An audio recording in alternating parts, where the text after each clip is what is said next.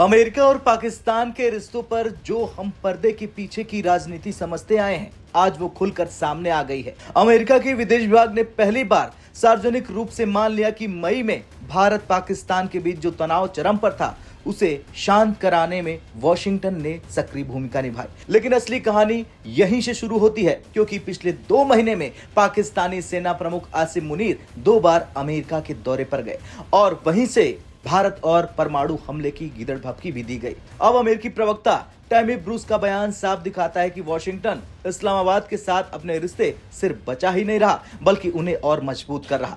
जून 2025 और अगस्त 2025 सिर्फ 2 महीने का अंतर, लेकिन पाकिस्तान अमेरिका रिश्तों में भारी बदलाव।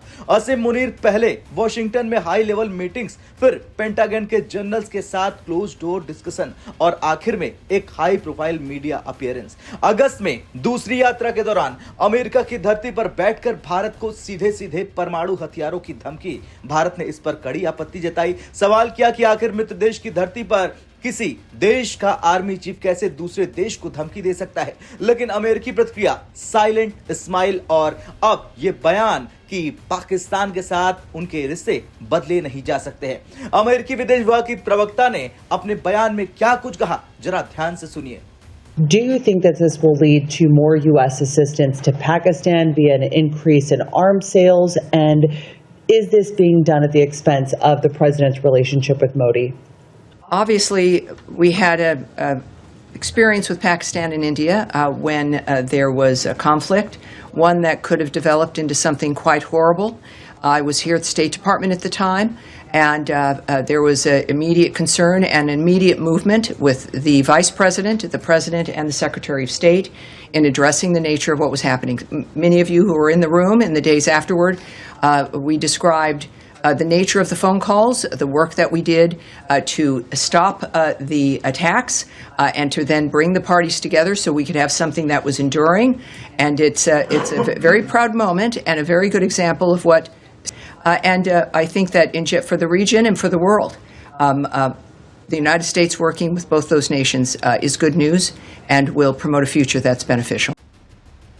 अब सवाल यह है कि भारत का आधिकारिक स्टैंड क्या है। पूरी तरह से भारत ने इनकार किया है कि ऑपरेशन सिंदूर को रोकने के लिए अमेरिका ने कुछ किया हो। नई दिल्ली बार बार साफ साफ कह चुकी है कि ऑपरेशन सिंदूर के दौरान किसी तीसरे देश की कोई भूमिका नहीं थी, ना युद्ध विराम में, ना बातचीत में। लेकिन पाकिस्तान इसे खुलेआम मानता है, क्योंकि इस नैरेटिव से वो ट्रंप के लिए नोबेल पीस प्राइज का माहौल तैयार करना चाहता है। मतलब साफ है कि वॉशिंगटन अपने स्ट्रेटेजिक पोजीशन को बैलेंस के नाम पर डबल गेम से चला रहा है। एक तरफ पाकिस्तान को हथियार, इंटेलिजेंस और पॉलिटिकल सपोर्ट, दूसरी तरफ भारत के साथ ट्रेड, टेक और क्वाड का नैरेटिव।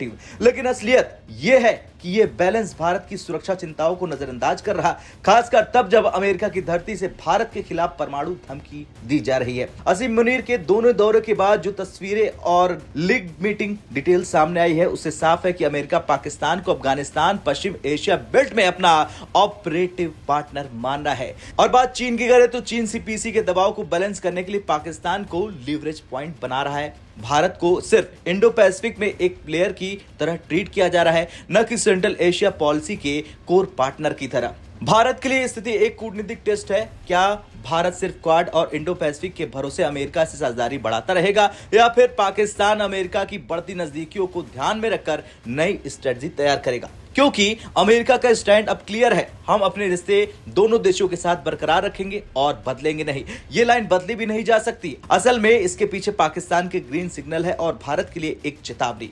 भारत ने पहले ही दिखा दिया कि वो अमेरिकी न्यूट्रल नैरेटिव को स्वीकार नहीं करता है। 2019 में बालाकोट स्ट्राइक के दौरान, फिर 2020 में गलवान संकट के दौरान और अब 2025 में ऑपरेशन सिंदूर के बाद हर बार भारत ने साफ किया कि किसी तीसरे देश की जरूरत नहीं है। लेकिन सवाल यह है कि क्या सिर्फ बयान काफी है, या अब भारत अपने एक्शन से भी जवाब देगा?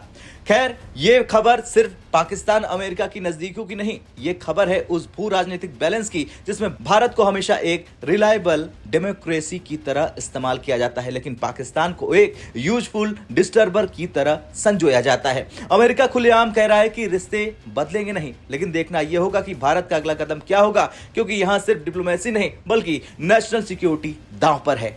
जय हिंद।